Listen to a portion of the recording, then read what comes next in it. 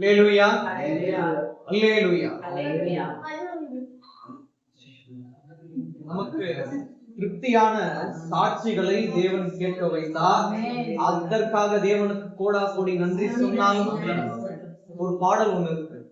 பந்தங்களும் பாசங்களும் மாறும், நாம் நம்பி உள்ள நட்பும் கூட மாறும், வளம் நிறைந்த வாழ்க்கை கூட மாறும், இந்த வாலிபத்தின் அழகும் கூட மாறும், நிறம் மாறும், நிலை மாறும், வார்த்தை மாறாதது, நிறம் மாறும், நிலை மாறும், வார்த்தை மாறாதது, வானம் பூமியும் மாறிவிடும், வார்த்தை மாறாதது.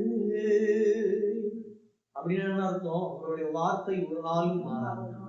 உங்களுடைய வாழ்க்கையில் செழிப்பு வரும், அவருடைய வார்த்தை இருக்குமே. ஆனால் நம்மளுடைய வாழ்க்கையில் இனி செழிப்பான வாழ்க்கையாதான். வறண்ட நிலமாவே இருந்தாலும் அந்த வறண்ட நிலத்தில் தேவன் நீரூற்றை உண்டு பண்ணுகிற தேவன். எப்படி ஆகும்னு சொல்லிட்டு பல பேர் கேட்கலாம், ஆனா ஆகும். ஏன்னா நீரூற்றை உண்டாக்குனவர் ஆண்டவராகிய இயேசு கிறிஸ்து. பரலோகத்திலிருந்து நமக்கு நீரூற்றுவார். எல்லாரும் பார்ப்பாங்க தூரத்துல இருந்து, வறண்ட நிலமாவே இருக்கே, பரவாயில்ல இருக்கட்டும். ஆனா தேவனுக்கு தெரியும் வறண்ட நிலத்துல எப்பொழுது நீரூற்றை உண்டு பண்ணணும் தேவனுக்கு தெரியும். அப்பொழுது உண்டு பண்ணுவார். அப்ப யாராரு பார்த்து அற்பமா என்றாங்களோ, அற்பமாய் எண்ணின கண்கள் முன்பதாக நம்மளோட வாழ்க்கையை அதிசயமாய் மாற்ற தேவன் வல்லவராக இருக்கிறார். நம்ம நேரடியாக தேவனுடைய வார்த்தைக்குள்ள போகலாம். எடுத்து வாசிங்க. ஏசாயா 43:1. இப்போதும் யாக்கோபே, இப்போதும் யாக்கோபே, உன்னை சிருஷ்டித்தவரும், உன்னை சிருஷ்டித்தவரும், இஸ்ரவேலே, இஸ்ரவேலே, உன்னை உருவாக்கினவரும் ஆகிய கர்த்தர் சொல்லுகிறதாவது. கர்த்தர் சொல்லுகிறதாவது. யார் சொல்றார்? அவர் சொன்னார்னா அந்த வார்த்தை நிறைவேறாமல் போகாது, வெறுமையாய் திரும்பாது. வாசிங்க. பயப்படாதே.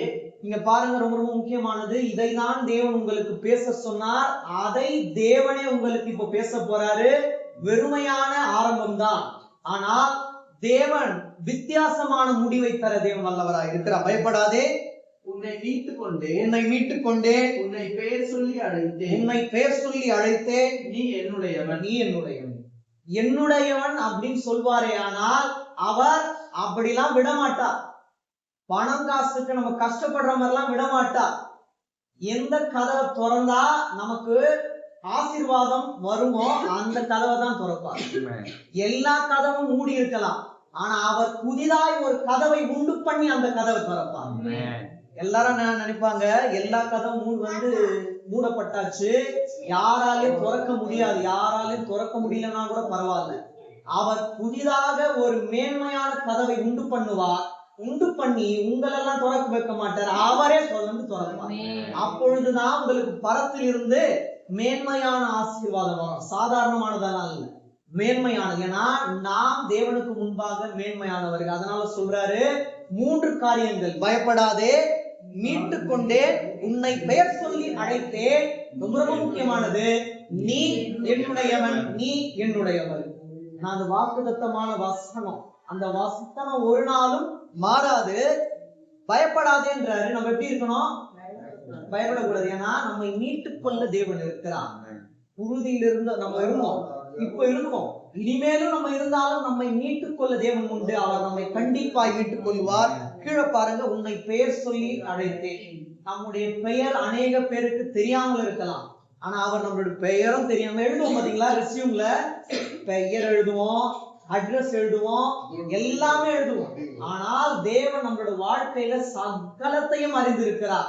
இப்ப சாமா, என்னோட வாழ்க்கையில ஆரம்பம் முதல் முடிவு வரை எப்படி ஆரம்பிக்கும், எப்படி அந்த இடைபாகம் இருக்கும், எப்படி முடிவாகும் சொல்லிட்டு தேவனுக்கு நன்றாய் தெரியும். கஷ்டப்படும்படியான நாட்கள் வந்தாலும் அவர் பார்த்துட்டே இருப்பார். ஒரு நாள் கஷ்டப்படுற மாதிரி இருக்கும், மீதி 29 நாள் நம்ம நிம்மதியாகும். அப்படிதான் தேவன் மாற்றுவாங்க. நம்ம எப்படி தெரியுமா நினைப்போம், அந்த ஒரு நாள் கஷ்டத்துக்கே நம்ம என்ன ஆயிடுவோம் அப்படின்னா ரொம்ப நொந்து போயிடுவோம், மன சஞ்சலத்தினால வேதனைப்படுவோம். ஆனா 29 அதாவது 29 நாட்களும் நம்மை தேவன் எப்படி வச்சிருப்பாராம்? சந்தோஷமா வைத்திருப்பார். அந்த ஒரு நாள் நம்ம கஷ்டப்படும் போது அவரை தேடணும். அவரை தேடி வந்தாதான் இந்த வாக்குறுதியை கொடுக்கிறாரு. பயப்படாதே, நான் உன்னை மீட்டுக் கொண்டேன், உன்னை பெயர் சொல்லி அழைத்தேன், இததான் தேவன் சொல்றார். அப்படி கீழே வாசிங்க, 2 வாசிங்க. நீ தண்ணீர்களை கடக்கும் போது நான் உன்னோடு இருப்பேன். அவர் சொல்ற வாக்குறுதி தான். தண்ணீர்களை கடக்கும் போது நான் உன்னோடு இருப்பேன். இந்த வார்த்தை தான் ரொம்ப முக்கியம். இவ்வளவு பெரிய ஆழமா இருக்கப்பா, எப்படிப்பா நான் வந்து இறங்குவேன்? தண்ணீர்களை கடக்கும் போது நீ இந்த கரையில இருந்து அந்த கரைக்கு போய் சேர்ற வரைக்கும், நீ தண்ணீர்களை கடக்க வேண்டிய சூழ்நிலைகளே வந்தாலும் நான் உன்னோடு இருப்பேன். அப்படின்னு என்ன அர்த்தம்? பலவிதமான ஆழமான பிரச்சனைகள் நம்மளோட வாழ்க்கையில் வந்தாலும், பண தேவைகள் தண்ணீரை போல ஆழமா இருந்தாலும் தேவன் உங்களோடு இருப்பார். அதனாலதான் இந்த கரையில இருந்து அந்த கரைக்கு நீங்க போகும் போதும் அவர் அழகாய் என்ன பண்ண கொண்டு வந்துட்டார். நமக்கு நீச்சல் தெரியாதுதான், அனைத்தையும் தெரிந்து வைத்திருக்கிற தேவன் உண்டு. அவர் நம்மளுடைய வலது கையை பிடித்து இந்த கரையில இருந்து அந்த கரைக்கு கொண்டு போக வல்லவரா இருக்கிறார். பிசாசு என்ன பண்ணுவான் தெரியுமா? எப்படி தெரியுமா உங்களை காட்டுவான்? பாரு, பெரிய கப்பல், உனக்கு யாரு விரோதமா பேசினாங்களோ அவங்க நிம்மதியா போறாங்க, நீ தண்ணீர்களை உன்னோட சொந்த கால் மூலியமா கடக்குற. நமக்கு மட்டும்தான் அந்த ஆவிக்குரிய அறிவு இருக்கு, ஞானம் இருக்கு. நான் கடக்கல, என்ன அவருடைய வலது கையை பிடித்து கடக்க வைக்கிறார். அதனால வேகமாக சென்று அந்த கப்பல் புரண்டு மூழ்கி விட வாய்ப்பு இருக்கிறது. ஆனால் நமக்கு ஒரு சேதம் வராது. அதனாலதான் சொல்றாரு, பயப்படாது, நான் உன்னை மீட்டுக் கொண்டேன். எதுல இருந்து? தண்ணீரை போல ஆழமான ஒரு ஆழத்தில் இருந்து தேவன் நம்மை மீட்டுக் கொண்டார், பெயர் சொல்லி அழைத்தார். எப்படி? யாக்கோபே, இனி உனக்கு வேதனை இல்லை அப்படின்னா வேதனை இருக்காது. யாக்கோபே, நான் உன்னை மீட்டுக் கொண்டேன். இப்ப மறுபடியும் வாசிங்க. நீ தண்ணீர்களை கடக்கும் போது நான் உன்னோடு இருப்பேன். நீ ஆறுகளை கடக்கும் போது அவைகள் உன்மேல் புரளுவதில்லை. அவைகள் உன்மேல் புரளுவதில்லைன்னா என்ன அர்த்தம்? அவர் நமக்கு பாதுகாப்பா இருப்பார். கையை பிடித்து சும்மாலாம் இருக்க மாட்டாரு. ஆபத்து வரும்போது நமக்கு அவர் பாதுகாப்பா இருப்பார். அதனால நம்மை ஒன்றும் சேதப்படுத்த ஒரு துளி கூட நம்ம மேல படாது. பிசாசின் காரியங்கள் அதாவது நம்மே எழும்பி வருது போல இருக்கும்.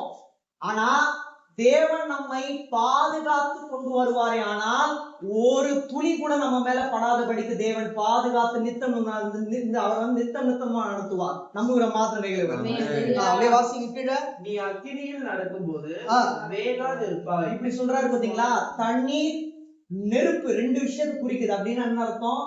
தண்ணீரை போல ஆழமா இருந்தாலும், நெருப்பை போல சுடுவதாகவே வார்த்தைகளும் அவர்களுடைய ஒரு தந்திரமான எண்ணங்களும் இருந்தாலும், அங்கிருந்து அவங்களை அழகாய் காப்பாற்ற வல்லவரா இருக்கிறேன். தண்ணீரை போல பிரச்சனை வந்தாலும் சோர்ந்து போகாதீங்க. நெருப்பை போல, பெரிய ஒரு அக்கினியை போல சோதனை வந்தாலும் நான் உங்களோடு இருப்பேன், நீங்க வேகாது இருப்பீங்க. கீழே வாசிங்க. அக்கினி ஜுவாலை உன்மேல் பற்றாது. வார்த்தை ரொம்ப ரொம்ப முக்கியமானது. அவர் பயப்படாதுன்னு சொல்றாரு. அக்கினி ஜுவாலை உன்மேல் பற்றாது. ஒரு சின்ன சேதம் கூட வராது. இந்த ஜுவாலை அப்படின்னா நம்ம கொஞ்சம் டிஸ்டன்ஸ் இருந்தாலும் நம்மளால முடியாது. அது உன்னை பற்றாதுன்னா பற்றாது. அப்படின்னு அர்த்தம், எந்த சாபமும் நம்மளோட வாழ்க்கையில் வந்து சேதப்படுத்தாது. சொல்லுவாங்கல்ல, எப்படி வாழுறன்னு பார்க்கலாம், அவங்க முன்னாடிதான் வாழ வைப்பாங்க.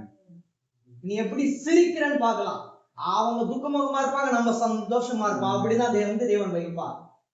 ரொம்ப தேவன் இருக்காருன்னு சொல்லிட்டு நீங்க ரொம்ப ஆடுறீங்க அப்படின்னு நம்மளை பார்த்து சொல்லுவாங்க. அவங்களுக்கு புலம்பல் இருக்கும், நமக்கு ஆனந்த களி. விசுவாசிகள் மாதிரி. அதனாலதான் சொல்றாரு, பயப்படாதே, நான் உன்னை மீட்டுக் கொண்டேன், பெயர் சொல்லி அழைத்தேன், நீ என்னுடையவன் என்னுடையவள். இதுல 4 வாசிங்க. 43ல 4. நீ என் பார்வைக்கு அருமையானபடியினால் கனம் பெற்றாய். ஏன் ஃபேன் விழுந்திருக்க கூடும், அவருடைய பார்வைக்கு அருமையான குடும்பமா இருந்ததினால் நீங்க என்ன பண்ணி கனம் பெற்றீங்க. அதனாலதான் ஒரு சேதமும் வரல.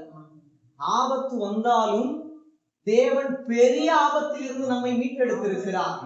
அதனாலதான் நம்ம கனம் பெற்றவர்களா இருக்கும். ஏன்னா அவருடைய பார்வைக்கு நம்ம எப்படி இருக்கோம்? அருமையா இருக்கும். வேற யாரோட பார்வைக்கு நம்ம அருமையா இருந்தாலும் உள்ள என்ன பண்ணுவாங்க? வன்கண் ஆவியோட பேசுவாங்க. மேல பாக்குறதுக்கு அவ்வளவு அழகா இருக்கீங்களேன்னு வாங்க. உள்ள எங்களுக்கு இந்த மாதிரி வாழ்க்கையை கொடுக்கலையே தேவன் அப்படின்ற பொறாமையும் மண்கண்ணாவையும் இருக்கும். அவங்கதான் சொல்லு போவாங்க. நம்ம தேவனுக்குள்ள உண்மையா இருக்கும் போது தேவன் நம்மை உயர்த்தி கொண்டே போவார். நம்ம அவங்களுக்கு விரோதமா பேச வேண்டிய அவசியமே இல்லை. விரோதமாய் பேசுகிற நாவுகளை கட்ட தேவன் வல்லவராய் இருக்கிறார். பிசாசு நம்மளுடைய வாழ்க்கையை கட்டணும் அப்படின்னு நினைப்பான். ஆனா தேவன் பிசாசை கட்ட வல்லவர். பிசாசு கிட்ட கூட நெருங்க முடியாது. திட்டம் போடலாம், வட்டமிட்டு திட்டம் போடலாம். ஆனா தேவனுடைய திட்டம் மேன்மையாக இருக்குமே ஆனால் அந்த திட்டம் சரிந்து விழும். தேவனுடைய அந்த ஒரு திட்டமே மேன்மையாக இருக்கும். நித்தமும் நம்முடைய வாழ்க்கையை அவருடைய திட்டமே ஆட்கொண்டு இருக்கிறது. இனிமேலும் அவருடைய திட்டமே நம்மளுடைய வாழ்க்கையை ஆட்கொள்ளும். நம்மளுடைய திட்டம் அல்ல. நம்ம திட்டம் சில நேரங்கள்ல நம்ம குடும்பம் மட்டும் தான் நல்லா இருக்கணும்னு இருக்கும். ஆனா அவருடைய திட்டம் அனைவருக்கு முன்பாகவும் நம்மளுடைய குடும்பம் சாட்சியா இருக்கணும் அப்படின்றதுதான் தேவனுடைய திட்டம். அதனாலதான் ஒரு நாளும் நம்மை வெட்கப்படுத்துகிற தேவன் அல்ல, வெட்கத்துக்குள் நம்மை கொண்டு போய் சேர்க்கிற தேவன் அல்ல. மறுபடியும் வாசிங்க. நீ என் பார்வைக்கு அருமையானவளினால் கனம் பெற்றாய், நானும் உன்னை சிநேகித்தேன். நானும் உன்னை சிநேகித்தேன். ஏன் அவர் அனைத்து காரியத்துல நம்மளை விடுவிக்கணும், அவர் நம்மளை மீட்டுக் கொள்ளணும்னா நம்ம சிநேகிக்கல, அவர் நம்மை சிநேகித்து இருக்கிறார். அதனாலதான் ஆபத்துல இருந்து நம்மை தேவன் என்ன பண்றாரு, மீட்டு கொண்டுட்டே இருக்காரு. 5 வாசிங்க. பயப்படாதே. மறுபடியும் சொல்றாரு, பயப்படாதே, நான் உன்னோட இருக்கிறேன். அவ்வளவுதான். இந்த வார்த்தைக்கு மேலான வார்த்தை ஒன்றுமே இல்லை. முழு வேதாகமத்தையும் ஒரே வார்த்தையில அடக்கிடலாம். என்னன்னா இந்த வார்த்தைகளை நான் என்ன பண்ணிருக்கேன்ப்பா, கீழ்ப்படிந்து அந்த வார்த்தைகள் மூலமாய் நடந்து கொண்டே இருக்கிறேன் அப்படின்னு நீங்க சொல்லும் போது ஒரே வார்த்தை, பயப்படாதே, நான் உன்னோடு இருக்கிறேன். ஏன்னா நான் உன்னோடு இருந்தா இந்த உலகமே உனக்கு முன்பாக எதிர்த்து வந்தாலும் அதுல இருந்து உன்னை சாட்சியாய் வைப்பேன், அவர்கள் கண்டு ஆச்சரியப்படும்படியாக வைப்பேன் அப்படின்றதுதான் மேன்மையான சாட்சி. அவர் மட்டும் உங்களோட இருந்தா போதும். ஏசப்பா என்னோட சித்தி என் கூட இருக்கணும்பா, நம்ம ஜெபம் பண்ணுவோம். என் சித்தி இறுதி வரை இருக்கணும், எங்க அண்ணன் இறுதி வரை இருக்கணும், என் தம்பி இறுதி வரை இருக்கணும்னு சொல்லிட்டு நம்ம ப்ரேயர் பண்ணணும். ஆனா நீங்க என் கூட இருக்கணும்னு சொல்லிட்டு நம்ம கேட்டிருக்க மாட்டோம். நீங்க என் கூட இருந்தா இதுவரை என்னிடம் வந்து சேராதவர்களும் சேரும்படியாக செய்வீர்கள் என்ற நம்பிக்கை எனக்கு இருக்கிறது அப்படின்ற உங்களுக்கு ஒரு வைராக்கியம் வரணும். அப்ப அந்த வைராக்கியம் எப்போ வரும்னா, தேவன் என் கூட இருக்காரு, நான் கூப்பிட்டா வருவார் அப்படின்ற எண்ணம் எப்போ வருதோ அப்பதான் அந்த வைராக்கியமும் வரும். நீங்க கவலைப்படாதீங்க, நான் விசுவாசிக்கிறேன், அவர் உங்களோடு இருந்ததுனாலதான் இவ்வளவு தேவைகள் இருந்தும் அதை அனைத்தையும் தேவன் சந்தித்தார். விசுவாசிக்கிறீங்க மாத்திரம் கைகளை விட்டு தேவன் என்னோடு இருக்கிறார், அவர் நம்மோடு இருக்கிறார், இறுதி வரை இருப்பார். வாசிங்க. 5. நானும் சந்ததியை கிழக்கிலிருந்து வர பண்ணி உன்னை மேற்கிலும் இருந்து கூட்டி சேர்ப்பேன். அப்பனா என்ன அர்த்தம், எல்லா திசைகளிலும் இருந்து உங்களுக்கு ஆசீர்வாதம் விரைந்து வரப்போகிறது. அது எப்படின்னா தெற்கு மேற்கு வடக்கு அப்படிலாம் இல்ல, நீங்க எங்கெங்க போனாலும் அங்கங்க தேவன் இருப்பார். ஆபத்து வந்தாலும் அவர் உங்களை பாதுகாத்து வழிநடத்துவார். இதுல 18 வாசிங்க. 43ல முந்தினவைகளை நினைக்க வேண்டாம், பூர்வமானவைகளை சிந்திக்க வேண்டாம். இந்த வார்த்தை உங்களுக்கு சொல்லக்கூடிய ஒரு ஆலோசனையான வார்த்தை. ஏன்னா அதனை யோசிச்சுட்டு இருக்கோம். முந்தின காரியங்கள் என்னோட வாழ்க்கையில் நேரிட்டு கொண்டே இருக்கிறது. முந்தின காரியங்களை நீங்க யோசிக்க கூட, இனிமேட்டு வரப்போற காரியத்தை நம்ம யோசிக்கணும். என்ன யோசிக்கணும், நடந்ததெல்லாம் நன்மைக்கு, இனிமேட்டு நடக்க போவதும் நன்மைக்கு.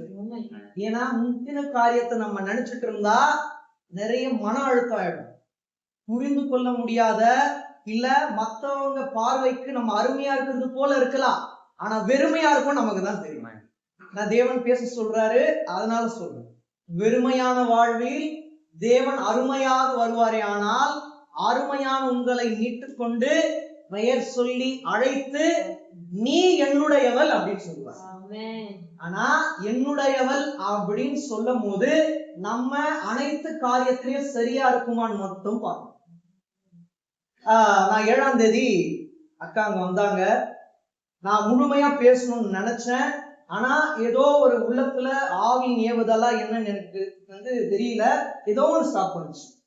ஆவியின் அந்த ஒரு வாழ்க்கையில ஏதோ ஒரு காரியத்துல இவங்க குன்றி போயிட்டாங்களோ, ஆண்டவராக இயேசு கிறிஸ்து சொல்லிட்டே இருக்காரு எனக்கு.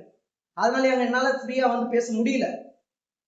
நான் விசுவாசிக்கிறேன் அடுத்த வருஷம் திருப்தியா பேசும்படியா தேவன் செய்வார். மன போராட்டத்தோட இருக்காதீங்க. தேவன் சொல்றாரு, வாழ்க்கை வெறுமையான வாழ்க்கை, குழப்பமான வாழ்க்கை, புரிந்து கொள்ள முடியாத வாழ்க்கையில நீங்களும் இருக்கீங்க. உங்களையும் சில நேரங்களில புரிந்து கொள்ளாதபடிக்கு பிசாசு மாற்றி விடாதபடிக்கு ஜப வாழ்க்கையிலும் ஆழமாகும். ஏன்னா தெளிவா ஆவிக்குரிய கண்கள்ல நான் அன்னைக்கும் பார்த்தேன், இன்னைக்கும் பார்க்கிறேன். சிரித்த முகத்தோடு இருந்தாலும் உள்ளுக்குள்ள இருக்கிற புண் தேவன் வெளிப்படுத்தார். புன்னகை வேற, புண்ணான இதயம் வேற. புண்ணான இதயத்தில் இருந்து வரும் புன்னகையையும் உள்ளத்தின் ஆழத்தில் இருந்து வர புன்னகையையும் தேவன் வெளிப்படுத்துவார். புண்ணான புன்னகை இனி வேண்டாம். ஆனந்த களிப்புடன் நீங்கள் சிரிக்கக்கூடிய நாட்கள் அடுத்த வருஷம் வரும். அடுத்த வருஷத்துல அந்த ஆவியின் பொலிவோடு நீங்க இருக்கணும். அதனாலதான் தேவன் சொல்றார், மறுபடியும் வாசிங்க, முந்தினவைகளை நினைக்க வேண்டாம், பூர்வமானவைகளை சிந்திக்க வேண்டாம். ஏன்னா அனைத்தையும் தேவன் அறிந்திருக்கிறார். என்ன, எப்போ, எப்படி செய்யணும் தேவனுக்கு தெரியும். 3 காரியங்கள். 1, நம்மை தேவன் தெரிந்து வைத்திருக்கிறார். 2, தேவன் நம்மை அறிந்து வைத்திருக்கிறார். 3, தேவன் நம்மை புரிந்து வைத்திருக்கிறார். 3க்கும் வித்தியாசம் இருக்கு. சில பேர் நம்மள என்ன பண்ணிருப்பாங்க, அறிந்து வைத்திருப்பாங்க. சில பேர் நம்மளை புரிந்து வைத்திருப்பாங்க. சில பேர் நம்மளை தெரிந்து வைத்திருப்பாங்க. ஆனா இந்த 3த்தையும் ஒருவர்கிட்ட நீங்க பார்க்க முடியாது. என்ன, இவங்க அறிந்து புரிந்து தெரிந்து வைத்திருக்காங்க இவங்களால சொல்லவே முடியாது. எங்க அப்பா என்ன அறிந்து இருக்கிறாரு, எங்க அம்மா என்ன புரிந்து இருக்காங்க. ஆனா சில நேரங்கள்ல மாறுபடும். ஆனா அந்த பரலோக தகப்பன் நம்மை அறிந்தும் வைத்திருக்கிறார், புரிந்தும் வைத்திருக்கிறார், தெரிந்தும் வைத்திருக்கிறார். அதனாலதான் நம்ம ஒரு அசைவும் தேவனுக்கு தெரியும். நம்மளோட கண்ணீரை காண்கிற தேவன் கண்டு விடமாட்டான். தேவன் என்ன பண்ணுவார், நம்மை மீட்டுக் கொள்வார். இதுல இருந்து, பாவத்திலிருந்து, துக்கத்திலிருந்து, சோர்வுல இருந்து, குழப்பமான சூழ்நிலைகள்ல இருந்து. மறுபடியும் அப்படியே வாசிங்க. 19. நான் புதிய காரியத்தை செய்கிறேன். கவலைப்படவே வேண்டாம், தேவனிடத்துல ஊற்றி விட்டுடுங்க. புதிய காரியத்தை செய்கிறேன், இப்பொழுது அது தோன்றும். இப்ப தேவனுடைய வார்த்தை உங்களுக்கு ரொம்ப முக்கியமாக என்ன சொல்லுது அப்படின்னா, இப்பொழுதே அது தோன்றும். எதுனா புதிய காரியம். பழையன கடந்தன புதியன புகுந்தன. அவ்வளவுதான். இனிமேட்டு சோர்வுற்றெல்லாம் இருக்காதீங்க. பழைய காரியம் கடந்து போனாதான் புதிய காரியம் வரும். அப்ப புதிய காரியம் இப்பொழுதே தோன்றும். நீங்கள் அதை அறியீர்களா? நான் வனாந்திரத்திலே வழியையும் அவாந்திர வெளியிலே ஆறுகளையும் உண்டாக்குவேன். தேவன் சொல்றது, நான் வனாந்திரத்திலே வழியையும். சில நீங்க பாத்தீங்கன்னா வனாந்திரத்துல நீங்க போயிட்டீங்கன்னா வழியை கண்டுபிடிக்க முடியாது. வனாந்திரமான வாழ்க்கை தான். வனாந்திரமான வாழ்க்கையிலையும் நமக்கு ஒரு புது வழியை உண்டு பண்ண தேவன் வல்லவரா இருக்கிறார். வனாந்திரமாக இருந்தாலும் எங்களுக்கு புது வழியை உண்டு பண்ணுவார் சொல்ற மாதிரி. அது மட்டும் இல்ல, அவாந்திர வெளியிலே ஆறுகளை உண்டாக்குவேன். அவாந்திர வெளியில தான் நீங்க ஆறுகளை பார்க்கவே முடியாது. அவாந்திர வெளியாக இருந்தாலும் அந்த ஆறுகளை உண்டு பண்ணுவார். 2 விதமான ஆசீர்வாதங்களை தேவன் இன்னைக்கு சொல்றதுனால சொல்ற. 1, வனாந்திரமான வாழ்க்கையாவே உங்களுடைய வாழ்க்கை இருந்தாலும் அந்த வாழ்க்கையின் வழியை உண்டு பண்ணுவார். அவாந்தர வெளியிலே ஆறுகளை உண்டாக்குவேன் அப்படின்னு வாக்குத்தத்தம் கொடுத்துட்டாரு. அதனால அவாந்தர வெளியாவே உங்களோட வாழ்க்கை இருந்தாலும் அந்த வாழ்க்கையில் அவர் ஆறுகளை உண்டு பண்ண வல்லவர். ஆறுகள்னா ஆசீர்வாதங்கள். ஆசீர்வாதம்னா 1, ஆசீர்வாதங்கள்னா பல ஆசீர்வாதங்கள். அப்பனா 6ன்னு அவர் அங்க எழுதியிருக்கலாம். ஆறுகளை உண்டு பண்ணுவேன். மேல பாருங்க, வனாந்திரத்திலே வழியை உண்டு பண்ணுவேன். ஏன் வழிகள் எழுதியிருக்கலாம்ல, அங்க வழின்னு எழுதிட்டு இங்க ஆறுகள்னு இருக்கும். அப்படின்னு என்ன அர்த்தம், நான் தான் ஒரே வழி. ஆறுகள்னா என்னிடத்திலிருந்து வரக்கூடிய ஆசீர்வாதங்கள் திரளா இருக்கும் அப்படின்றதுதான் ஆவிக்குரிய அர்த்தம். நீங்கள் இதை புரிந்து கொண்டால் ஆண்டவராகிய இயேசு கிறிஸ்துவும் உங்களுக்கு ஒரு நித்திய வழியாய் வருவார். உங்களுடைய வாழ்க்கையில் ஆறுகளை உண்டு பண்ணுவார். நீங்க 20 வாசிங்க. நான் தெரிந்து கொண்ட ஜனத்தின் தாகத்துக்கு வனாந்தரத்திலே தண்ணீர்களையும் அவாந்தர வெளியிலே ஆறுகளையும் உண்டாக்குவதினால் காட்டு மிருகங்களும் வலசர்ப்பங்களும் கோட்டான் குஞ்சுகளும் என்னை கனம் பண்ணும். மனுஷங்க மட்டும் இல்ல, இவை யாவும் தேவனை கனம் பண்ணும். என்ன அர்த்தம், அனைத்துக்கும் தேவன் என்ன பண்ணுவார், வழிவாசலை உண்டு பண்ணுகிற தேவன். வழியை உண்டு பண்ணி, ஆறுகளையும் உண்டு பண்ணி, தண்ணீர்களை உண்டு பண்ணுவார். மேல பார்த்தோம், அந்த வார்த்தையை தான் இங்க உறுதிப்படுத்துறாரு. நான் தெரிந்து கொண்ட, இங்க இங்க என் ஜனத்தை இருக்கு, நான் தெரிந்து கொண்ட அன்பான குடும்பத்தை, தாகத்துக்கு வனாந்திரத்திலே தண்ணீர்களையும் அவாந்திர வெளியிலே ஆறுகளையும் உண்டாக்குவதினால் காட்டு மிருகங்களும் வலு சர்ப்பங்களும் கோட்டான் குஞ்சுகளும் என்னை கனம் பண்ணும்னா, விரோதமாய் பேசினவர்களும் கனம் பண்ணும்படியாக தேவன் செய்வார். 21 வாசிங்க. இந்த ஜனத்தை, இப்ப இந்த வார்த்தை நீங்க வாக்குத்தத்தமா கொடுத்திருப்பாங்க, நிறைய இடத்துல வந்து கேட்டிருப்பீங்க. இப்போ உங்களுக்கு இந்த வேதத்தின் ஆழம் புரியும். ஏன்னா இந்த வசனத்தை மட்டும் நம்மளுக்கு காட்டிட்டு வேதத்தின் ஆழத்தை மறைச்சிருவாங்க. இப்ப நம்ம ஆரம்பத்துல இருந்து படிச்சு பார்த்தோம். இப்ப இத வாசிங்க, உங்களுக்கு புரியும். இந்த ஜனத்தை எனக்கென்று ஏற்படுத்தினேன், இவர்கள் என் துதியை சொல்லி. பல கேள்விகள் இருந்திருக்கும். இந்த ஜனத்தை எனக்கென்று ஏற்படுத்தினேன், இவர்கள் என்னுடைய துதியை சொல்லி வருவார்கள். ஏன்னா மேல அவர் பலவிதமான நன்மைகளை கொடுத்துட்டாரு. எப்படி நம்ம துதிக்காம இருப்போம்? அவர் நன்மையை கொடுத்ததுனால நம்ம துதித்து கொண்டேதான் இருப்போம். இதுதான் வேதத்தின் ஆழம். 22 வாசிங்க. இந்த ஒரு சின்ன குறை மட்டும் தான் இருக்கு.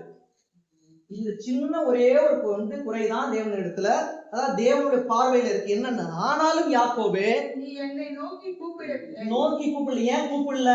சூழ்நிலை ஆபத்தா தான் இருக்கு, சோர்வுற்றுதான் இருக்கீங்க, வியாதியா தான் இருக்கீங்க.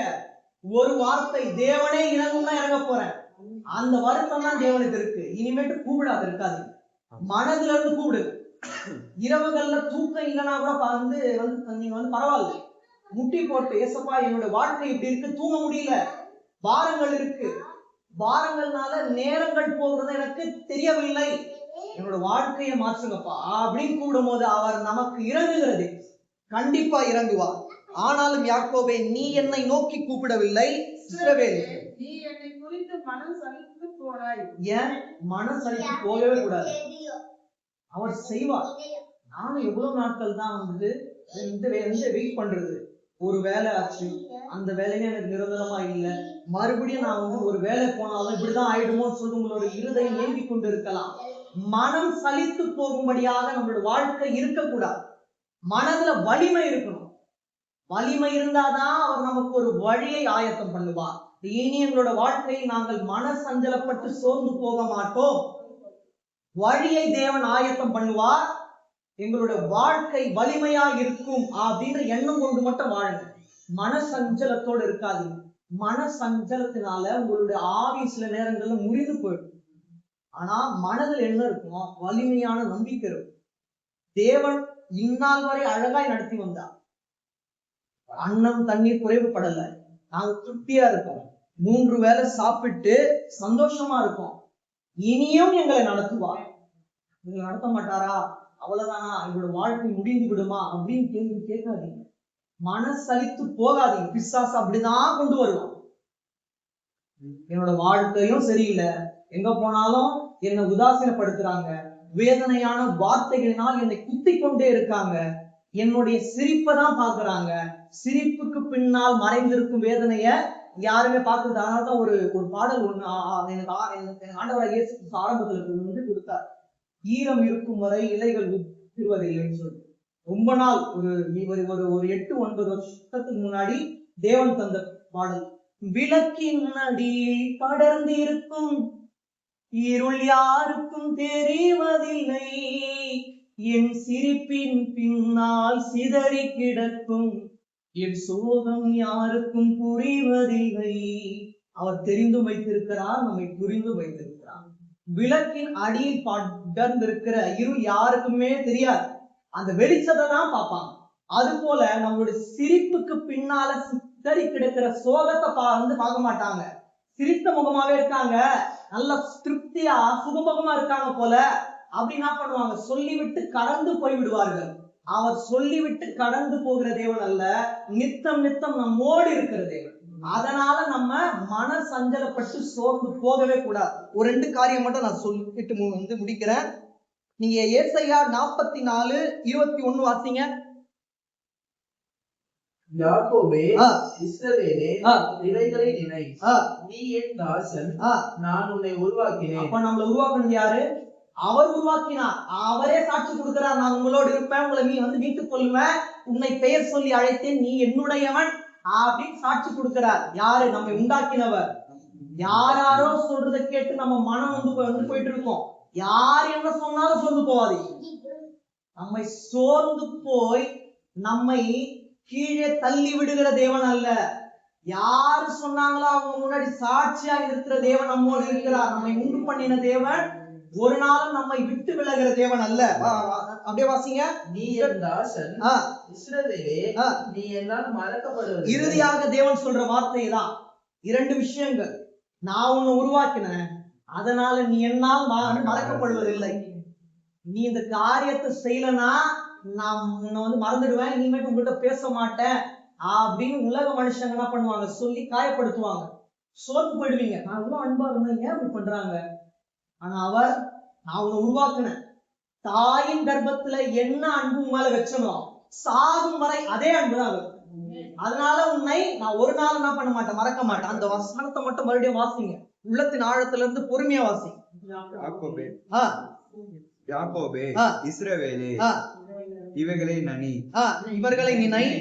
என்ன இப்ப நம்ம கேட்டோம் பாத்தீங்களா? அங்க வேற விதமா இருக்கும். இப்ப என்னென்ன வார்த்தைகளை நீங்க கேட்டீங்களோ இதை நினை. நாங்கள் போய் சென்றாலும் நீங்கள் இதை தியானிக்கும் போது வார்த்தைகளை நினைச்சுக்குங்க. தேவன் என்ன பண்ண மாட்டேன், ஒரு நாளும் கைவிட மாட்டா. அங்க வாக்குத்தத்தம் கொடுத்த மாதிரி பயப்படாதே அப்படின்னாரு, பயப்பட மாட்டேன், என்னை வீட்டுக்கு கொள்வேன்னு சொல்லிட்டு வாக்குத்தத்தம் கொடுத்திருக்காரு. எவ்வளவு பெரிய போராட்டங்கள் வந்தாலும், தண்ணீரை நான் கடக்க வேண்டிய சூழ்நிலை வந்தாலும் தேவன் என்னோடு இருப்பார் அப்படின்ற நம்பிக்கை இருந்ததுன்னா வாசிங்க. நீ என் தாசன், நான் உன்னை உருவாக்கினேன். அவர் நம்மை உருவாக்கினார். நீ என் தாசன் இஸ்ரவேலே, நீ என்னால் மறக்கப்படுவதில்லை. மறக்கப்படுவதில்லை. அவ்வளவுதான். அந்த வார்த்தையில எல்லாமே அடங்கி போயிடுச்சு. இனிமேட்டு நீங்க துக்கம் கொண்டாடக்கூடாது, சந்தோஷத்தை கொண்டாடணும், அவரை கொண்டாடணும். அதாவது பெருமையாய் நாம் பேசுவதை விட, பெருமையான வாழ்க்கையை நாம் வாழ்வதை விட தேவனை நாம் பெருமையாக எண்ணி வாழ்வது மேலாகும். இதை நீங்க ஞாபகம் வச்சுக்குங்க. இறுதியா தேவன் சொல்ற ஒரே வார்த்தை, அவர் உங்களை உருவாக்கி இருக்கிறார், அவர் நம்மை உருவாக்கி இருக்கிறார், அதனால் அவர் ஒரு நாளும் நம்மை மறக்க மாட்டார். அதான் வாக்குத்தத்தம். என்னால் மறக்கப்படுவதில்லை. அவர் மறந்து நம்மை சும்மாலாம் விட மாட்டாரு. நம்மை நித்தமாக மறவாமல் நினைந்தருளி நம்மை ஆசீர்வதித்து அவர் என்ன பண்ணுவார்? கண்டிப்பாய் வழி நடத்துவார். நான் விசுவாசிக்கிறேன். சாட்சிகள் இனி வரக்கூடிய அந்த நாட்கள்ல பரிசுத்தத்தின் பொலிவோடு நீங்கள் சொல்லும்படியாக தேவன் வைப்பார். கண்களை மூடலாம். அன்பின்